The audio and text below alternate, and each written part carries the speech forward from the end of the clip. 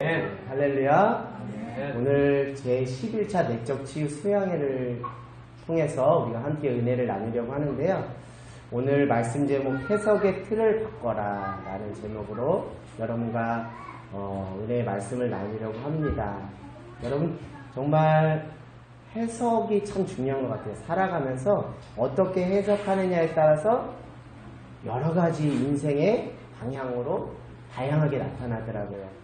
저는 여러분이 건강한 인생 또 건강한 신앙을 추구하기를 간절히 소망하고 바란다면 오늘 말씀처럼 여러분 안에 건강한 해석의 틀이 온전히 여러분의 인생에 바로 잡히기를 원합니다. 그 건강한 해석의 틀을 가지고 그것은 다른 것이 아니죠. 믿음의 눈으로 하나님의 관점으로 내 앞에 주어진 그 시간들, 내 인생의 문제들, 내게 처해진 환경들을 믿음의 눈으로 하나님의 관점으로 보고 해석함으로 그의 그 해석의 의미를 따라 우리가 순종하며 살아가는 것이죠. 여러분 오늘 정말 우리가 중요한 시간을 여기 앞두고 있어요. 잘 유념해 들으시고 이 말씀을 삶에 찬찬히 적용하는 귀한 은혜가 있기를 원합니다. 실제 사례를 여러분들에게 이야기할까 합니다.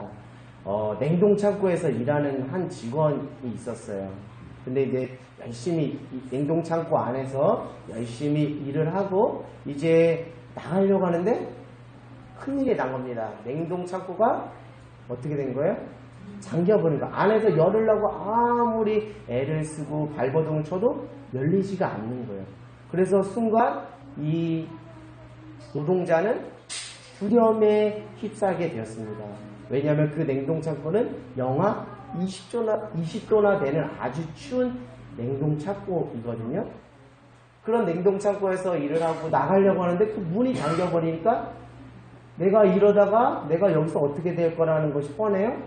얼어 죽을 것이라는 것이 뻔하죠. 그러니까 그 인생 가운데 무엇이 찾아오기 시작했습니까? 두려움이 찾아오기 시작했어요. 죽음에 대한 공포와 두려움이 찾아오기 시작한 거예요. 그래서 그 두려움과 죽음의 공포 속에서 막 발버둥 치다가 어떻게 됐냐면 결국 쇼크사로 그 사람이 사망을 한 사건이 있습니다. 그래서 나중에 왜 이런 사망 사건이 났는지 경찰에서 조사가 나왔는데 아이러니하게도 정말 안타깝게도 그 냉동창고는 영하 20도가 아니라 영상 10도였다는 거예요. 영상 10도인데 그 사람은 무엇으로 해석해버린 거예요? 영하 20도. 무엇이 그 안에 꽉 차서 두려움, 순간적인 공포가 꽉 차서 온전히 현실의 상황을 판단하지 못하고 잘못 판단하니까 쇼크사로 그렇게 사망한 사건이 있습니다. 이걸 보더라도 우리가 어떻게 해석하느냐가 우리 인생이 대단히 중요한 겁니다. 특별히 우리가 인생의 중요한 기로에 서서 어떤 것을 선택할 때 정말 우리가 어떤 해석의 틀을 가지고 우리가 바라보느냐에 따라서 정말 하나님 기뻐하시는 선택을 하는가 하면 전혀 그것과 무관하게 선택을 하는 경우가 있다는 거죠. 저는 신앙생활은 여러 가지로 우리가 정의하고 또 의미를 부여할 수 있지만 신앙이 자란다는 것, 신앙이 더 풍성해진다는 것은 정말 우리 안에 건강한 그 해석의 틀이 더 온전해지고 더 굳건해지고 그 해석의 틀대로 우리가 순종함으로 따라가는 그 신앙의 삶이 건강한 그 신앙의 삶이고 그것이 건강한 인생이며 그 인생을 보시고 하나님이 기뻐하신다는 것이죠. 여러분이 정말 온전한 건강한 해석의 틀을 가지고 지금 세상을 바라보고 계십니까? 여러분이 지금 두려워하고 있다면 다시 여러분들에게 반문하기를 원합니다. 여러분 안에 그 공포가 찾아왔습니까? 여러분 안에 어떤 마음의 우울함과 마음의 불편함이 찾아왔습니까? 그럼 다시 뒤집어서 여러분에게 반문해 보세요. 내가 지금 건강한 해석의 틀을 가지고 내게 처해진 상황과 사건을 지금 바라보고 있느냐. 그렇지 않기 때문에 우리 안에 그 감정들이 부정적인 감정, 불평, 불만 이런 미움, 시기, 질투가 올라오는 것이죠. 오늘 다른 것을 보자는 게 아니라 우리의 내면의 상태를 보자는 거예요. 우리의 내면이 정말 주님으로 인하여 하나님의 마음으로 꽉 차 있는지, 만약 그렇지 않다면 내가 그릇된 해석의 틀을 가지고 여전히 신앙생활하고 있지는 않은지 생각하길 원합니다. 제가 목회를 하면서 정말 안타까운 것 중에 하나가 다른 것이 아니에요. 10이면 10사람들에게 똑같이 얘기했는데 9사람은 해석을 온전하게 했는데 한 사람은 이렇게 해버리는 거예요. 그러면 왜 그렇게 해석했는지 도무지 이해가 안 될 때가 있어요. 아, 내가 정말 저 사람을 권면하고 저 사람을 신앙으로 세우려고 하는 차원에서 그렇게 이야기했는데 어떻게 그거를 저렇게 해석할 수 있지? 라며 제가 어리둥절하게 당할 때가 있습니다. 오늘 말씀 본문으로 우리가 들어가 볼 텐데요. 오늘 베드로가 등장합니다. 오늘 베드로가 기도하려고 가는데 그 기도하는 시점이 몇 시라고 돼 있어요? 제6시더라. 6시는 우리가 익히 아는 대로 정오 12시입니다. 정오 12시면 뭐예요? 점심을 먹어야 될 때인데 마침 베드로가 무엇한 거예요? 시장한 거예요. 배가 고픈 거예요. 근데 이렇게 배고픈 가운데 있는데 호련히 무엇이 그 안에 보였어요? 환상이 보인 거예요. 환상이 보인 거예요. 하늘로부터 무엇인가 뇌기의 보자기에 매인 무슨 동물들이 내려오는 거예요. 그래서 동물들이 내려오는데 그때 하나님께서 베드로에게 말합니다. 이것을 뭐 하라고요? 잡아 먹으라. 근데 베드로는 어떻게 반응했죠? 이거 잡아 먹을 수 없습니다. 왜요? 부정한 것이기 때문에 결코 잡아먹을 수 없습니다. 한 번 그러더니 또 2번 내려옵니다. 또 잡아먹으라는 거예요. 근데 잡아먹을 수 없습니다. 그랬더니 하나님께서 이렇게 말씀하는 거죠. 내가 깨끗하다고 하는데 너가 어떻게 감히 속되다고 하냐 라면서 3번이나 재차 그렇게 말씀을 하는 거죠. 자, 여러분 신앙이 정말 영성이 깊다는 것은 교회에서만 신앙생활 잘하는 것이 아니에요. 저는 신앙이 깊다는 것은 교회는 물론이고 교회 밖의 일상의 삶에서 누구의 사인을 자꾸 면밀하게 받는 거예요? 주님의 사인을 받는 거예요. 오늘 지금 베드로에게 지금 주님께서 하나님께서 뭐하는 자꾸 보내는 거예요. 사인을 보내는 거예요. 한 번도 아니고 몇 번입니까? 3번이나 보내는 거예요. 여러분 오늘 하루를 살아가면서 하나님께서 여러분에게 보내시는 그 사인을 지금 받고 그것에 반응하고 있습니까? 여러분 성경을 통해서 또 예수 그리스도를 통해서 우리가 하나님의 사인을 받을 수 있어요. 그것을 우리가 어려운 말로 특별 계시라고 하는 거예요. 우리가 예수 그리스도를 통해서 성경 말씀을 통해서 우리가 하나님의 특별한 자기의 뜻, 특별 계시를 우리가 받는데요. 그것뿐만 아니라 우리가 일상에 주어지는 삶 속에서도 여전히 하나님은 무엇하고 계시다고요? 자꾸 사인을 보내시요. 사인을 보내시는 이유는 다른 것이 아닙니다. 누구의 뜻을 알려주려고? 하나님 본인 자신의 뜻을 알려주려고 하는 거예요. 근데 특별히 사람들을 통해서 하나님께서 자기의 뜻을 많이 이렇게 일상의 삶에서 많이 보여주십니다. 특별히 오늘 지금 베드로에게 환상을 통해서 하나님께서 자기의 뜻을 3번이나 이렇게 자기의 뜻을 관찰했어요. 혹시 여러분 살아가면서 한 사람도 아니고 2사람, 3사람이 동일하게 여러분에게 같은 메시지를 이렇게 여러분에게 권면하든지 충고하든지 이야기를 할 때는 그 말에 대해서 가볍게 듣지 마세요. 그것은 인간의 말로 듣지 말고 또 곱씹고 또 영적인 귀와 눈을 열어서 한번 기도해 보세요. 그 메시지 안에 누구의 뜻이 담겨져 있을 수 있다고요? 하나님의 뜻이 담겨져 있을 수 있대요. 근데 이것은 하나님의 뜻인지 아닌지를 받고 반응할 수 있고 없고는 전적인 인간의 몫이라는 것. 어떤 사람만 그것을 받을 수 있다면 영적으로 깨어있는 사람만 그 하나님의 사인을 받을 수 있는 거예요. 사람들을 통해서 주변 상황과 몰아치는 환경들을 통해서 하나님께서 계속 사인을 보내시는 거예요. 다른 것이 아닙니다. 콜링하시는 거예요. 내가 너를 부르고 너에게 맡길 사명이 있다고 자꾸 콜링하는 거예요. 근데 우리가 어리석어서 이것을 무시하고 살아갈 때가 많아요. 오늘 베드로의 인생에 있어서 숫자 3이라는 것은 참 베드로의 인생하고 뗄 수 없어요. 뭐 하면 베드로는 3하고 다 연관되어 있어요. 여러분 성경을 다 알다시피 성경 3하고 다 연관이 되어 있어요. 근데 오늘도 지금 베드로에게 하나님께서 자기의 뜻을 몇 번이나 관철시켰어요? 3번이나 관철을 시켰어요. 여러분 근데 여러분 베드로를 뭐라고 탓하지 마세요. 베드로나 우리나 별반 차이가 없습니다. 도찐 개찐이에요. 우리도 오늘 하나님께서 성경을 통해서든지 또 우리 사람과 주변 환경을 통해서든지 하나님께서 자기의 뜻을 자꾸 사인을 보내주시거든요. 목회자를 통해서든지 주변 믿음의 지체들 통해서 자꾸 사인을 보내주시거든요. 근데 왜 우리가 그 사인 것조차 알지 못하는 것뿐만 아니라 알아도 또 요나처럼 또 불순종하는 경우가 있다라는 거예요. 자, 우리가 그 사인을 또 우리가 그냥 여과 없이 받으면 안 돼요. 이것이 또 사단이 주는 전략일 수도 있습니다. 요나서에 보면 요나는 어디로 갔죠? 니네로 가지 않고 다시스로 갔는데 다시스로 가기 전에 마침내라는 표현이 있어요. 우리 목사님께서 설교를 통해서 말씀했죠. 마침내 다시스로 가는 배가 있었다는 거예요. 근데 그 마침내라는 그 환경이 그것이 정말 하나님이 자기의 뜻을 관철하기 위한 것인지 아닌지는 기도하면서 결정했는데 그 마침내는 하나님의 뜻이었나요? 아니죠. 그것은 자기 합리하기 위한 그런 수단에 불과한 환경이었어요. 여하튼 하여튼 환경을 통해서든지 성경 말씀을 통해서든지 오늘 하나님은 자기의 뜻을 우리에게 자꾸 보여주시는 거예요.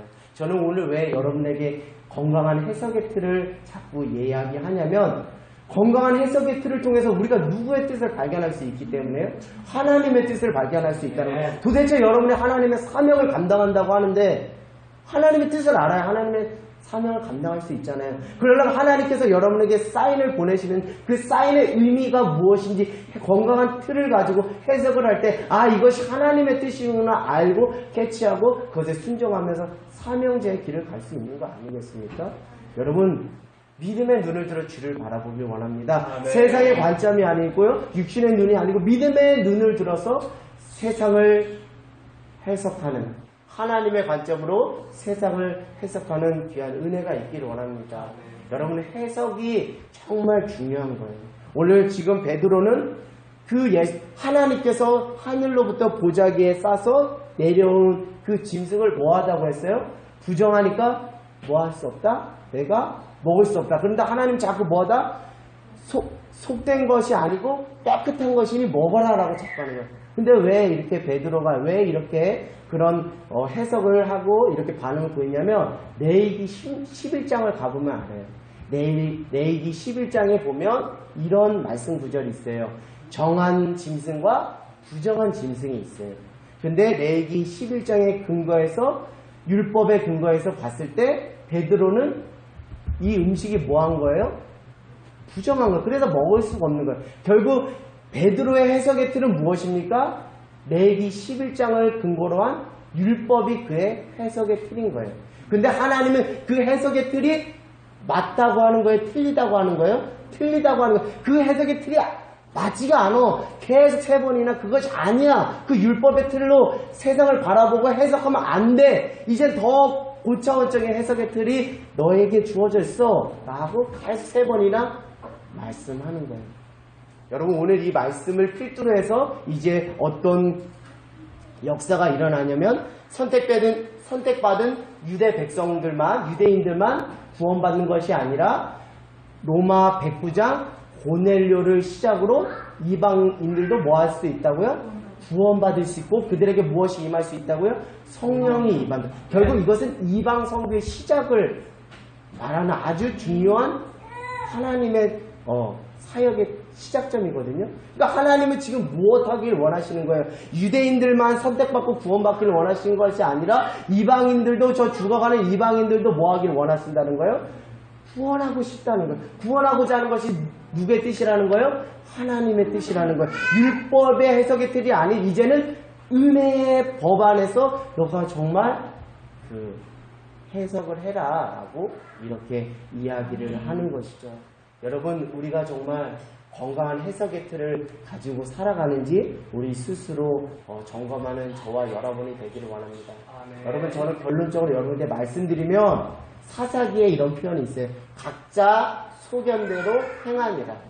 오늘날의 시대가 바로 이런 것 같아요. 자기의 해석에 맞게, 자기 구미에 맞게, 자기가 듣고 싶은 것만 듣고 자기가 듣기 싫은 것은 버리는, 그러니까 해석이 같은 말을 해도 해석이 천차만별일 수밖에 없는 그런 시대 가운데 살아가는 것이 오늘날의 시대라는 것. 믿는 그리스도인은 바로 이런 안타까운 상황 가운데 있다는 것. 같은 말씀을 전해도 어떻게 자기에게 좋은 말만 취하고 자기에게 불편한 말만 이렇게 쏙 빼서 듣는지 모르겠어요. 여러분, 설교는 어느 일정 부분은 불편해야 여러분이 성장하고 여러분이 영혼이 자라는 거예요. 할렐루야. 왜요? 말씀은 선지자가 하나님의 뜻을 강하게 권면하듯이 선지자적인 그 기능을 하고 있거든요. 무엇이요? 말씀. 그래서 콩과 골석 관절을 쪼개는 거라고요. 그래서 여러분 혹여나 말씀을 듣다가 내 마음이 불편하고 내 마음에 불편하게 작동한다면 더 간절히 기도하십시오. 왜요? 그것이 여러분에게 하나님이 여러분에게 밝히 보여주시는 누구의 뜻이기 때문에? 하나님의 뜻이기 때문에. 근데 이것이 잘못되면 목사님은 나만 미워하고 나 이렇게 지적하는 설교한다고 이렇게 인간적으로 해석하는 분들이 있어요. 여러분, 그렇게 보지 마세요. 여러분, 목회자가 뭐 누구 들으라고 하는 설교 절대 없습니다. 정말 기도로 준비했다면 그것은 하나님의 영으로 전하는 것이 인간의 생각으로 전하는 것이 아니에요. 그래서 여러분, 오늘 이 말씀도 여러분의 삶에 혹시 불편하게 느껴진다면 그것이 오히려 하나님께서 여러분에게 자기의 뜻을 보여주시고자 하는 중요한 시간이라는 것을 놓치지 않고 깨닫는 저와 여러분 되기를 원합니다. 여러분, 왜 우리가 해석을 우리 마음대로 할까요? 우리가 이것부터 점검하기를 원합니다. 해석의 주관자는 누구예요? 하나님이셔요. 해석의 주관자는 하나님이세요. 사사기에 왜 자기의 소견에 옳은 대로 행하니라, 왜 그런 거예요? 해석의 주관자가 누구신 걸 인정하지 않기 때문에, 하나님인 것을 인정하지 않기 때문에 자기의 소견에 옳은 대로 각자 그냥 오합지졸이 된 거예요. 여러분, 해석의 주관자는 내가 아닙니다. 누구예요? 하나님이에요. 하나님. 특별히 무엇을 통해서? 말씀에 기초해서 기도함으로 그 해석의 주관 대신 그 하나님께 우리의 상황과 우리 형편을 뭐 하는 거예요?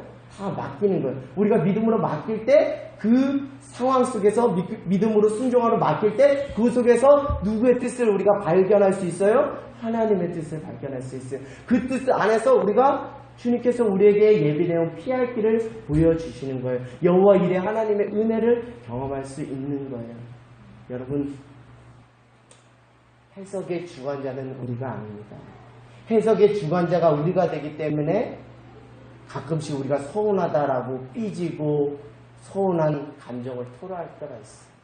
여러분, 우리는 우리의 틀거리를 가지고 해석하려고 하는 그 오만하고 불순종하는 교만한 마음들을 이 시간 우리가 내려놓기로 원합니다. 오늘 오직 말씀과 기도 가운데서 하나님의 뜻이 맞다라고 여겨진다면 그냥 아멘으로 순종하며 나가길 원해요. 주일 목사님께서, 탁경성 목사님께서 말씀하신 것처럼 아기까지 채워라.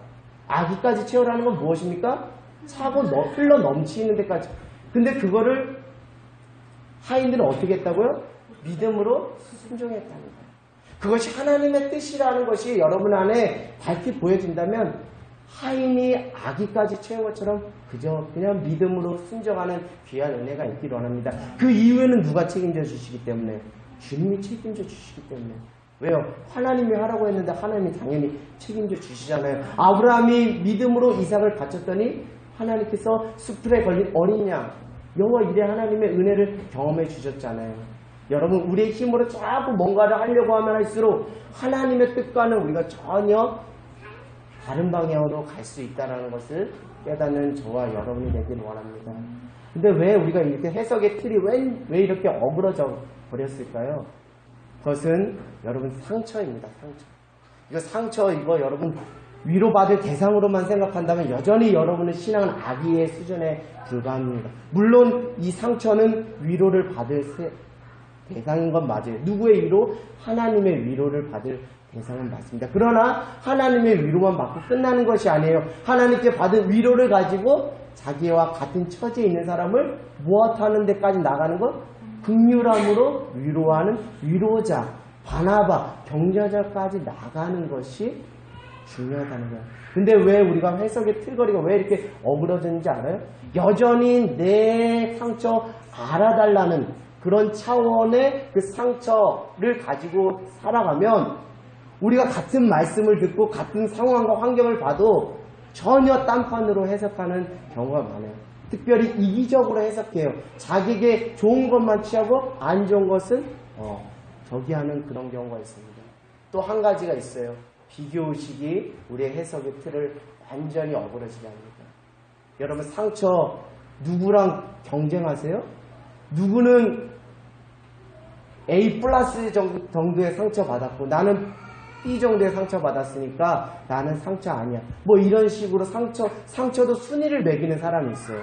내가 지금 받고 있는 상처가 최고 커. 그러니까 너는 그 정도 상처는 세 발의 피야. 그러니까 너는 나를 이해하지 못해. 여러분 상처를 왜 순위 매기려고 하죠? 비교 의식 가운데 있죠? 상처는 하나님의 위로를 받을 수 있는 은혜를 받을 수 있는 기회입니다. 비교의식 하지 마세요. 비교의식 속에서 우리의 해석의 틀이 완전히 어그러져요. 또 한 가지 비교의식. 누구보다 내가 믿음 좋네. 이거 아닙니다. 내가 누구보다 교회 생활 오래 했고 누구보다 봉사 많이 하고 누구보다 헌금하고 내가 누구보다 신앙생활 여러분 누구보다 내가 신앙이 좋은 거 그거 이제는 누구한테 인정받는 믿음이 돼야 돼요? 마지막 날에 하나님께 인정받는 절대적인 믿음이어지 상대적인 믿음으로는 우리가 온전한 해석의 틀을 해낼 수가 없어요. 근데 우리 성도들 안 해. 또 목회자 안 해. 이런 의식들이 있어요. 비교의식. 비교하지 마세요. 주님께서 여러분에게 주신 그 길을 가세요. 누구와 비교하지 마세요. 그러면 여러분 온전한 우리가 해석의 틀을 감당할 수 있습니다. 그럴 때 우리가 어떤 해석의 틀을 가져야 된다는 거예요? 하나님의 마음에 기초한 해석의 틀을 가져야 된다는 거예요. 오늘 지금 베드로는 율법을 알았어요. 그러나 그 안에 하나님의 마음이 있었어요? 없었어요?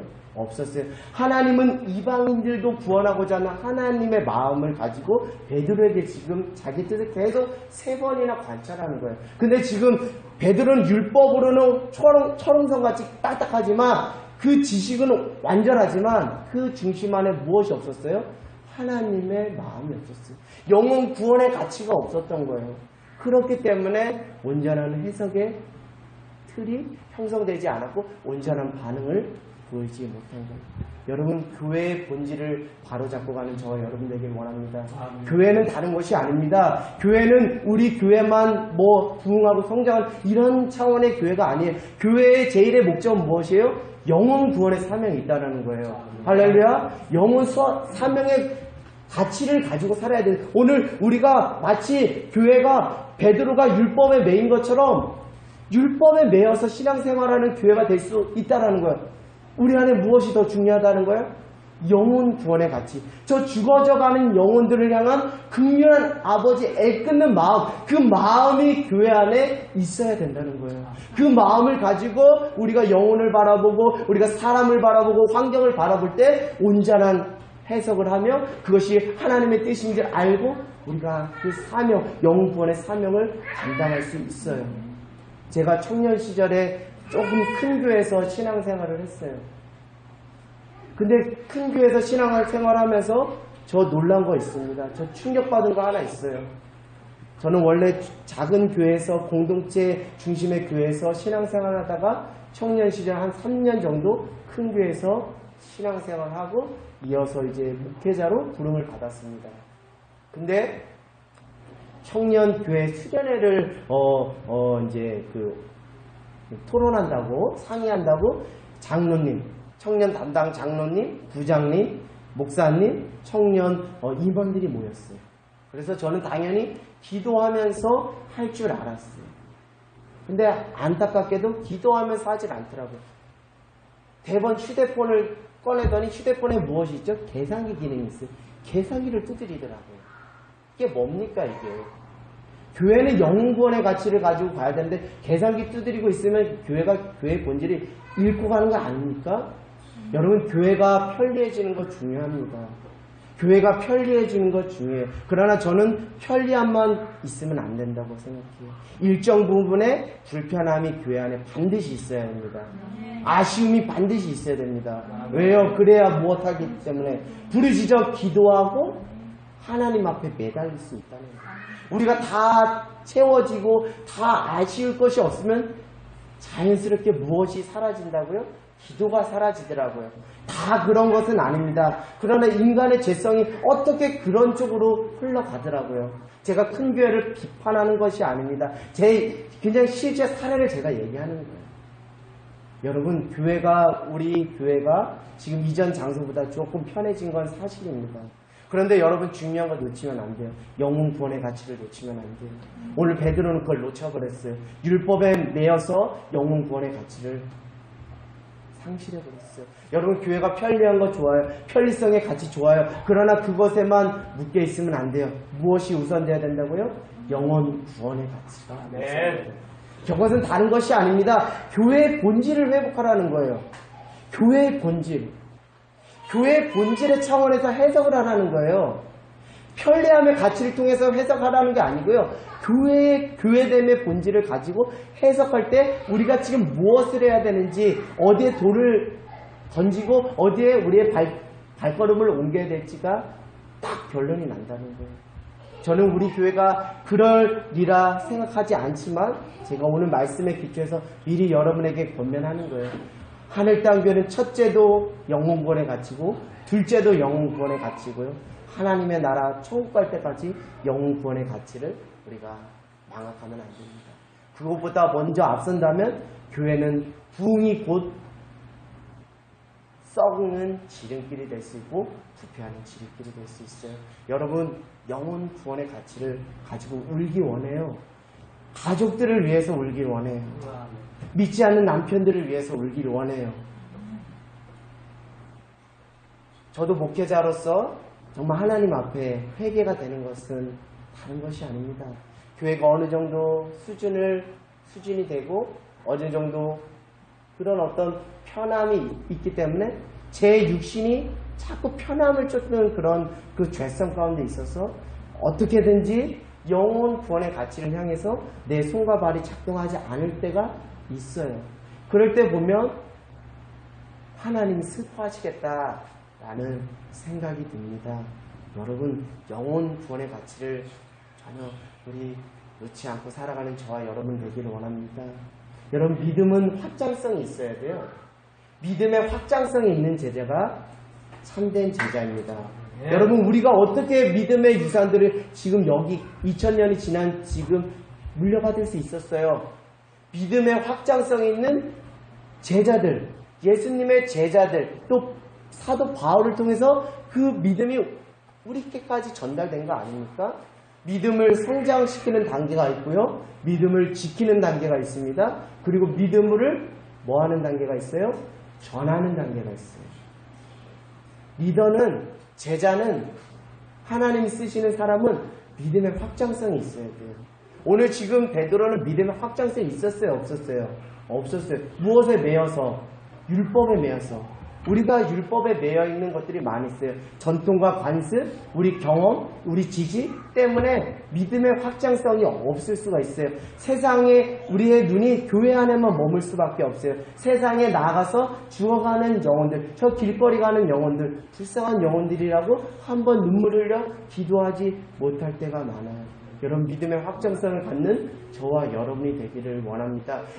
여러분이 믿음을 지키는 단계까지 왔어요? 그러면 여러분, 다른 사람의 믿음을 세우는, 믿음을 전수하는 그런 믿음의 확장성 있는 제자의 사명을 감당하는 저와 여러분 모두가 되기를 원합니다. 여러분, 우리 주님께서 여러분을 지금 애타게 찾고 계세요. 부르시고 계세요. 여러분을 통해서 하나님의 놀라운 일들을 이루시려고 주님께서 지금 찾고 계십니다. 여러분 오늘 말씀 이제 끝맺을 텐데요. 오늘 이 말씀을 통해서 나는 과연 정말 건강한 해석의 틀을 가지고 살아가는지 아닌지를 여러분 스스로 점검하는 저와 여러분 되기를 원합니다. 우리 마지막으로 요거 여러분 꼭 명심하시길 원해요. 로마서 10장 17절 말씀. 우리 여러분 이것이 제 말씀의 결론이라고 말씀드리고 싶습니다. 로마서 10장 17절입니다. 로마서 10장 17절 말씀. 로마서 10장 17절 말씀. 우리 같이 읽겠습니다. 시작. 그러므로 믿음은 들음에서 나며 들음은 그리스도의 말씀으로 말미암습니다. 여러분 우리가 왜 건강한 해석의 틀이 우리 안에 잡히지 않는 이유가 무엇인지 알아요? 무엇하지 않기 때문에? 듣지 않기 때문에. 여러분 오늘 이 자리에 말씀을 들으러 나왔습니까? 그러면 들으셔야 돼요. 여러분 육신의 귀로 듣지 마시고 여러분 심령의 신비에 새기는 말씀으로 들으시기를 원합니다. 들어야 무엇이 생긴다는 거예요? 믿음이 생기고 그 믿음 안에서 무슨 관점이 생기는 거예요? 믿음의 관점이 생기는 거예요. 우리가 왜 자꾸 엉뚱한 말을 하는지 아세요? 왜 엉뚱하게 해석하는지 아세요? 온전하게 듣지 않았기 때문에 육신의 귀로만 들었기 때문에요. 정말 여러분 신비에 새기는 말씀이 되기를 원합니다. 말씀을 이 설교의 자리를 그냥 가볍게 생각하지 마세요. 지난주 수요일날도 목사님께서 정말 영과 진리로 예배하라고 말씀한 것처럼 그 연속성상에서 저는 말씀드립니다. 말씀을 깊이 뼈저리게 들으세요. 한 귀로 듣고 한 귀로 흘리면 여러분 안에 믿음이 들어갈 수 없고 결국 무슨 관점이 생길 수 없어요? 믿음의 관점이 생길 수 없는데 어떻게 우리가 건강한 해석을 할 수 있겠습니까? 사실 오늘 제가 여러분에게 유인물을 주려고 했었어요. 왜 그렇게 주려고 했냐면 정말 잘 듣는 것을 쓰면서 연습해보라고 주려고 했지만 그냥 제가 그냥 설교로 풀어서 말씀드립니다. 여러분 잘 듣고 계세요? 설교를 잘 듣고 계세요? 잘 듣고 있다면 여러분의 해석은 건강할 것이고 여러분의 삶은 하나님이 기뻐하실 것입니다. 그러나 잘 듣지 않는다면 여러분의 삶은 여전히 믿음의 관점이 아닌 육신의 관점으로 세상의 가치로 어그러진 말을 하며 또 여러분의 마음의 평안이 아닌 두려움과 불평과 불만이 사로잡힐 줄 믿습니다. 여러분 잘 들으세요. 저는 다른 거 말씀드리지 않습니다. 오늘 베드로가 3번이나 얘기를 했어요. 이거는 뭐 잘 들어야 되는데 안 들었어요. 한 번 듣고 그냥 무시해버렸어요. 2번째 얘기했는데 또 무시해버렸어요. 3번째 무시한. 근데 그 이후에 하나님의 뜻을 알았어요. 왜요? 하나님께서는 로마 백부장 고넬료 이방인들도 구원하고자 하는 하나님의 뜻이 있다는 것을 깨달았다는 거예요. 여러분 사람들을 통해서든지 성경을 통해서든지 계속 여러분들에게 하나님은 지금 자기의 뜻에 자꾸 사인을 보냅니다. 들으셔야 돼요. 그래야 여러분 안에 건강한 믿음의 관점이 생기고 해석이 들린다고요. 그것이 혹여나 여러분에게 감정을 상하게 하고 불편한 것이라 할지라도 그것이 도리어 여러분을 성장시키고 믿음의 사람으로 믿음의 관점으로 세우는 중요한 터닝 포인트가 되는 거예요.